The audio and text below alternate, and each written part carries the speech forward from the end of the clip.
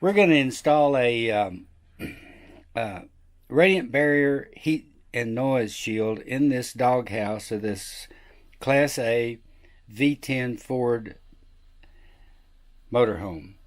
So we're going to attempt to take off this doghouse and install it there, and we'll continue in a minute. Okay, we got the doghouse off.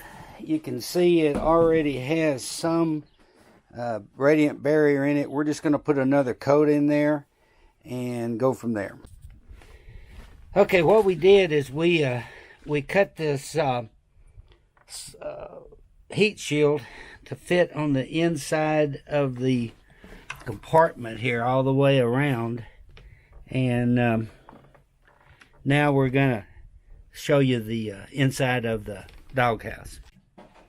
So it takes a little bit of work to get it going, but you can work it and get all of the insulation and stuff. Well, what we did is we peeled off the protective or the glue off the other one, and then we used this 3M 77 spray on the actual housing, and then also on the actual glued back of the noise heat shield.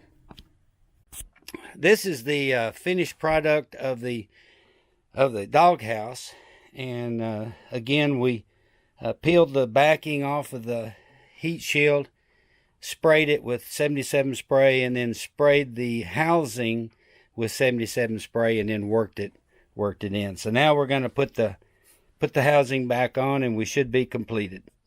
So it's a pretty easy process. We got it all buttoned back up.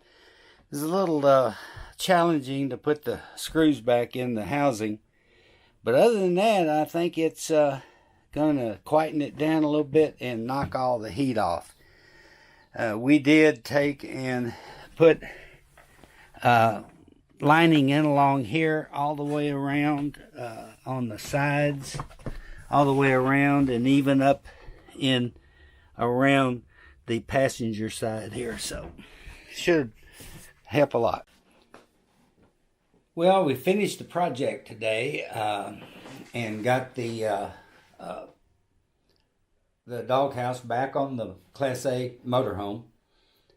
Then we took it for a test drive, and the owner of the motorhome said he felt like that indeed it did reduce the noise from the motor in the cabin of the RV. So I think it was a successful project that we did, and I believe it was a very easy process. The hardest part was trying to get the doghouse off with an Allen wrench.